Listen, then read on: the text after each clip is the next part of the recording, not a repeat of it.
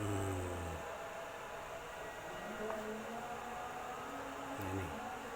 ini kalau kita gerakkan ya, ya coba.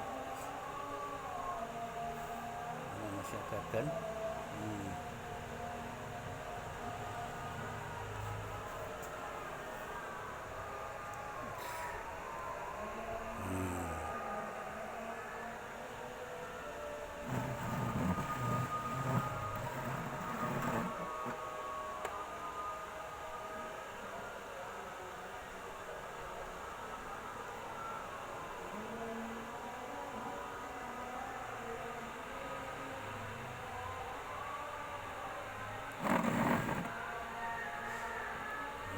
ya.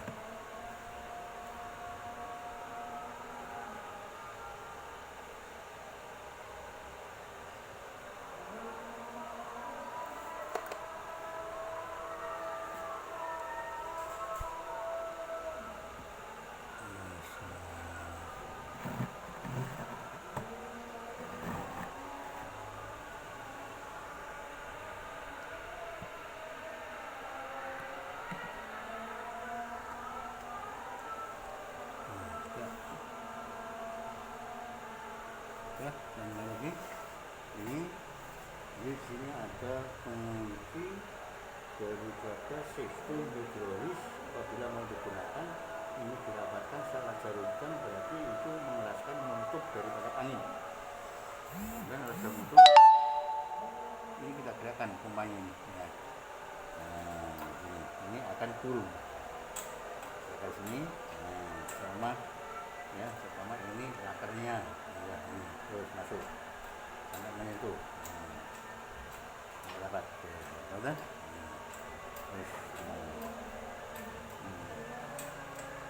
sampai laker itu bisa masuk tepat pada posisi ya, tepat pada kedudukan yang sesuai sampai dapat. Kalau untuk mengukur kekuatan daripada tekanan hidrolisnya, ini bisa melihat di sini daya untuk mengetahui kekuatan hidrolisnya di sini. Ini jarumnya ini. Nah, ini kalau untuk laker untuk bearing yang transmisi umumnya kalau 15 ini ya, 15 satuannya tidak ada sini, atau satuannya meter kilogram. 16 ini ya, itu sudah bisa masuk ya, bisa masuk. Tapi kalau di bawahnya 16 itu masih belum bisa masuk ya. Jadi ya, disesuaikan dengan kekuatan daripada presisinya antara bearing dan asnya itu. Tapi yang jelas kamu tahu dulu bendanya, alatnya untuk alat press gitu ya. Alat press itu yang sebenarnya seperti sistem hidrolis. Dalamnya ini menggunakan oli. Nah, oli tekan dengan udara dengan cara dipompa. Nah, kemudian yang untuk ini ada tipenya sini, shock press ya. Di sini kekuatan 10 ton. Nah, ya. Ada kekuatan 10 ton. Ini ada yang 20 ton, ada yang 30, ada yang 50 ton. Nah, itu ya. Nah, karena di sini perlengkapan alat-alatnya itu masih tidak begitu kelas berat dan kelas ringan ke bawah ya. Cukup untuk 10 ton ini untuk ngepres daripada ya laker atau bearing, terutama transmisi ya, ada yang press untuk roda depan itu ya, yaitu menggunakan laker. Roda depan dan belakang itu yang dulu yang sistem rem tromol itu ya, masih menggunakan daripada bearing luar dan bearing dalam ya. Nah, itu untuk yang jelas kalian sudah tahu bahwa inilah yang dinamakan alat press sistem hidrolis.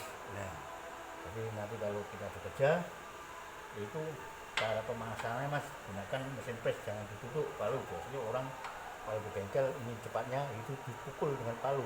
Kalau itu kurang pas atau kurang tepat, itu bisa merusak daripada bearing atau asnya, menjadi cacat ya. Ya. Nah, jelas kamu sudah tahu alat-alatnya supaya tidak terlalu asing.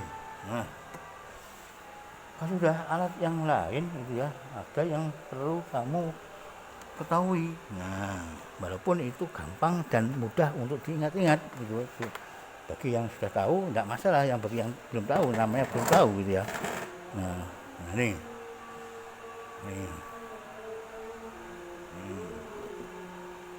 tak setting lagi. Nah, ini di sini saya mau menampilkan daripada ya palu dan hammer. Yang ini baru saya gunakan karena ini apa enggak rapat, saya ganjal dengan kain majun ini namanya palu karet yang hitam ini. Umumnya palu ini ya kalau hitam itu palu karet ya karena empuk ya, terbuat dari karet. Fungsinya untuk apa gitu ya, nggak sembarangan. Palu itu digunakan itu masing-masing punya fungsi sendiri. Terutama palu karet itu kalau kita mau melepaskan daripada silinder kop, mau dipasang di antara silinder kop dan silinder blok itu ada packing, dan packingnya itu mungkin sudah ada lem gasket ya, kurang lurus bisa dipukul pakai ini, Nah, atau pada waktu melepas juga bisa dipukul karena itu rapat lengket dengan lem pakai palu karet. Agar apa? Agar alatnya itu yang dilepas tidak cacat ya. Nah, udah ini palu mika gitu. Palu mika itu hampir sama fungsinya dengan palu karet tadi ya, untuk memberi ketukan pada waktu kita mau melepas yang sifatnya bersambungan gitu antara benda satu dengan benda lain, atau terutama dibatasi dengan packing. Itu alatnya dipukul atau beri ketukan agar tidak cacat atau tidak mengumpil ya, paham ya. Baik palu mika maupun palu karet ini hampir sama fungsinya.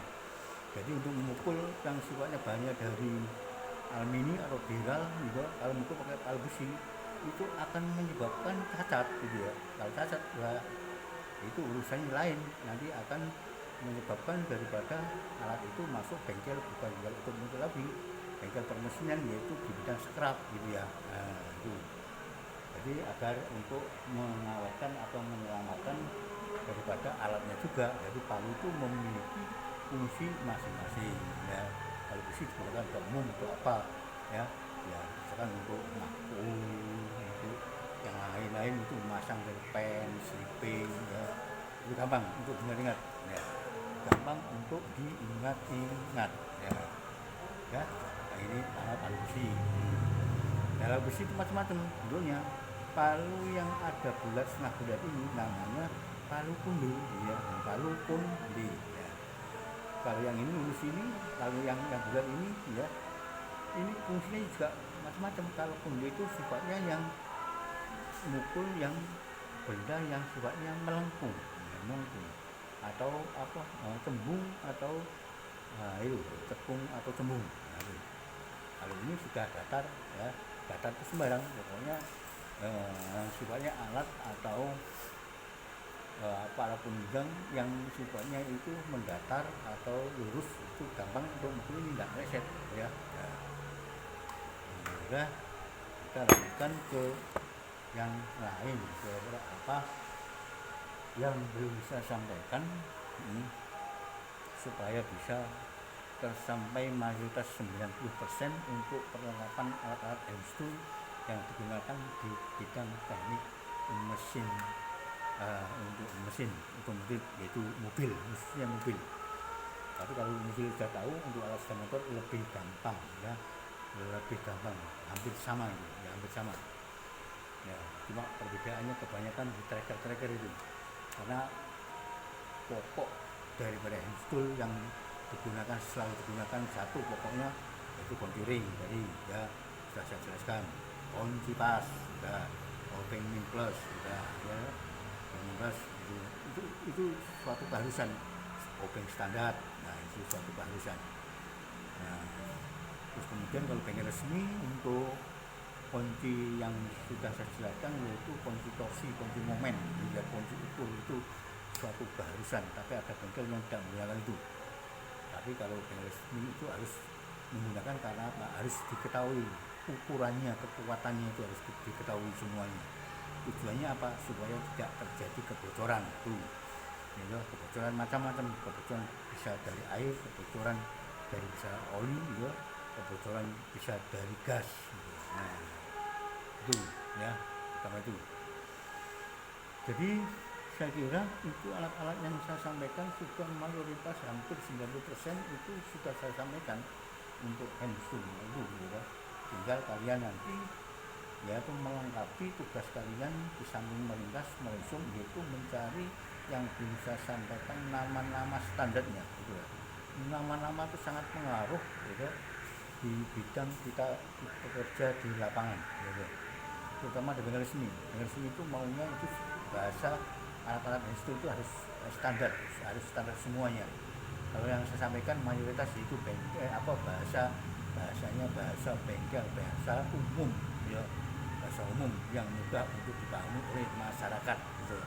Karena standarnya itu mayoritas bahasanya bahasa asing, ada yang bahasa Jerman, ada yang bahasa Jepang, terutama standarnya yaitu diseragamkan bahasa Inggris gitu ya, bahasa Inggris khusus teknik ya.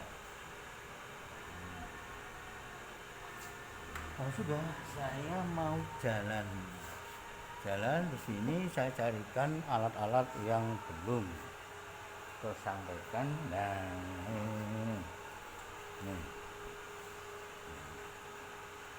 ini kalau kamu lihat ya, nah kelihatan tidak kira-kira. Nah, saya carikan posisi yang enak supaya tidak gelap. Nih ya, ini ya bak ya, bak atau tempat ember boleh bak, tapi terbuat dari ya aluminium yang dilengkapi dengan magnet gitu ya.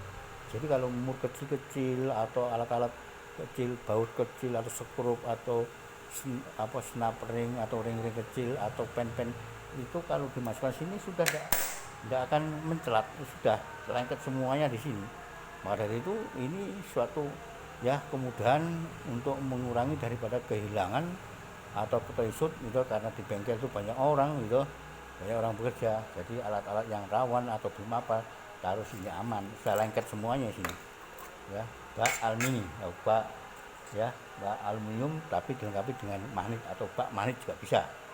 Gimana belinya banyak, sudah di AJPS sudah lengkap banyak ini umum ya. Kemudian saya buat ini ya, saya sambil jalan-jalan kamu saya ajak cari alat-alat yang belum saya sampaikan itu. Terus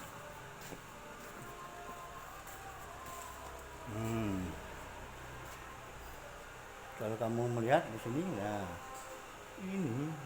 ini kalau di bengkel resmi dulu, zaman dulu mesti punya rak-rakan, punya tempat untuk memajang, untuk istilahnya itu memposisikan daripada berbagai macam alat-alat install agar mudah untuk dicek, mudah untuk dikontrol ya, baik itu mengambil atau mengembalikan. Bahkan ini sudah ada gambarnya, kalau gambar seperti ini berarti gambarnya untuk penggiring dan sebagainya sampai ke sana itu. Nah, sampai sekarang itu di bengkel-bengkel itu ada semuanya rak-rakan seperti ini, rak alat ya, rak handstool atau handstool juga bisa, toolbox handstool juga bisa ya. Nah ini jadi dipajang ini tujuannya supaya mudah untuk dirawat, mudah untuk diingat-ingat kalau kita ngambil, kita mengembalikan biar bisa kembali pada posisi semula, kembali pada tempatnya ya, paham ya. Nah ini juga perlu penataan, kebersihan ya, itu sangat penting sekali. Jadi habis kerja nggak harus kita letakkan atau kita biarkan di tempat itu aja, tidak boleh gitu ya. Itu merupakan daripada rasa tanggung jawab ya, bisa dilihat dari cara kita kerja, cara penataan, cara mengatur situasi lingkungannya bersih atau enggak, indah atau enggak, istilahnya kemproh atau bersih Itu bisa dilihat dari situ kepribadian kalian dan rasa tanggung jawab bisa diukur dari etos kerja itu. Nah, maka dari itu kalau kalian itu kerja nggak harus kita langsung menangani jurusan kalian, misalkan mesin otomotif, misalkan diserahin mesin ya kadang-kadang enggak. Kebanyakan itu gimana cara membersihkan, cara menata alat-alat, pengenalan alat-alat gitu ya. Nah itu ya bukan lingkungan bengkel itu gimana bersih atau enggak, apalagi kamar mandi gitu ya, atau WC itu ya juga itu termasuk kebersihan lingkungan daripada bengkel, karena itu juga termasuk pelayanan gitu ya, enggak harus sembarangan itu enggak, karena menjaga kualitas juga pelayanan daripada customer itu pelanggan daripada servis itu, paham ya. Nah itu terus kemudian kalau sudah itu aja dulu, nanti saya sambung lagi untuk pelajaran yang lain ya, biar tidak jenuh kalian. Apa yang saya sampaikan tadi ya kalian bisa memahami ya, bisa mengerti ya, bisa didapatkan dari apa, dipahami, dimengerti. Terus kalau sudah itu tugas-tugas kalian itu nanti saya sampaikan atau kamu tak beri tugas untuk meresum atau meringkas, dan kelengkapannya itu masalah nama-nama saja, nama pokok standar, yaitu ya yang sudah distandarkan oleh ISO atau boleh dikatakan sekarang itu SST ini. Nah ini tulisannya, ini lemari SST, isinya itu alat-alat semuanya, alat-alat standar daripada Ensul ya. Ya sudah, itu saya kira ya yang saya sampaikan. Kemudian nanti kalau mungkin ada kesulitan atau mungkin masih ragu-ragu ya bisa saya terangkan atau saya jelaskan lagi, atau kamu tak beri waktu untuk bertanya. Tapi yang penting kamu amati dulu dan kemudian kamu ringkas.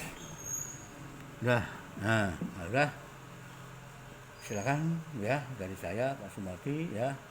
Ya apabila itu nanti kalau pesan saya kalau memang kurang paham atau mungkin jangan takut, jangan malu, jangan sungkan ya, itu hak kalian gitu.